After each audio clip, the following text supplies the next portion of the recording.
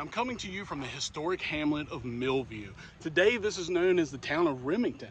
But during the American Civil War, this was known as Rappahannock Station. And this was a strategic defensive line that both armies used. But why is it called Rappahannock Station? Well, we're along the Rappahannock River.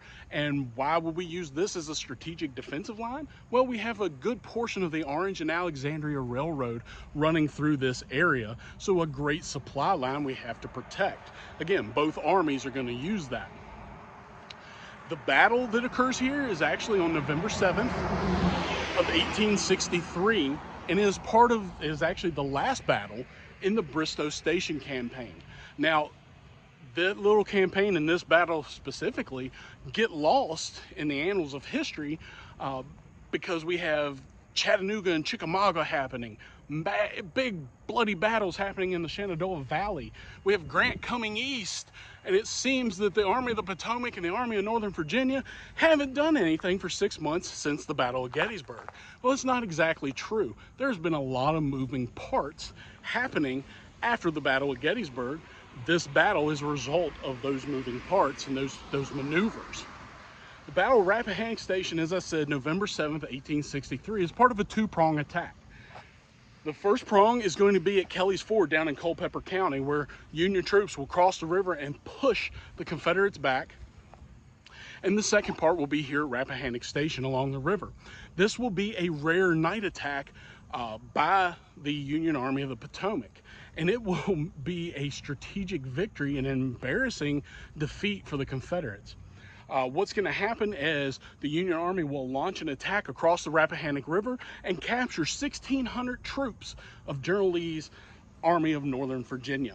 Of those 1,600, 400 will escape, but the way they have to escape is by diving into the frigid November, cold November river that is here, the Rappahannock River, and try to swim to safety.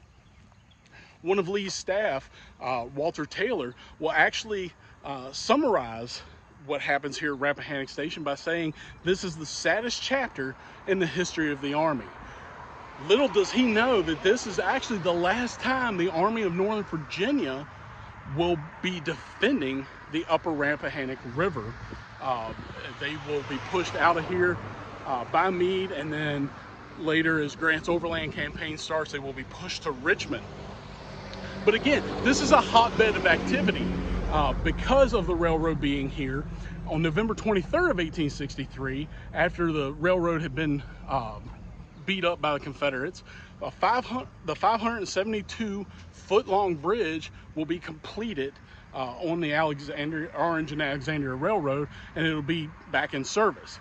2 days later, Colonel John Singleton Mosby will tell Jeb Stuart that the railway guards now stood in sight of each other and that attacks on the line were no longer advisable. So the Union Army is using this area as a major supply hub now. But Mosby will say in the same memo that the reason that's happening is because on November 5th, so before the battle here, that his men had stolen at least 100 horses, mules, 6 wagons, and captured about 75 men, all without losing anybody. But again, a hotbed of Civil War activity. You know, you have Mosby here, you have the Army of Northern Virginia and the Army of the Potomac facing each other in a small battle that ends a campaign after the Battle of Gettysburg. And it's not a large battle. There's only about 4,000 engaged, but again, 1,600 are captured. 400 of those will get away for the Confederates.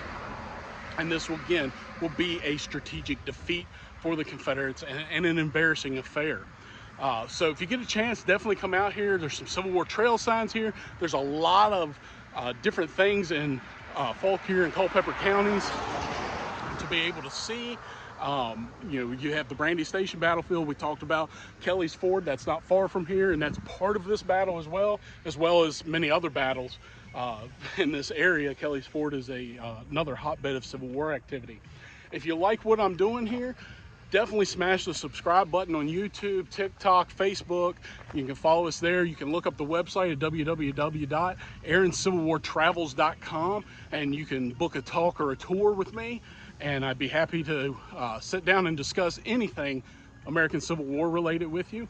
And again, you get a chance to come out here, definitely come to Rappahannock Station, a little known battle just off the beaten path.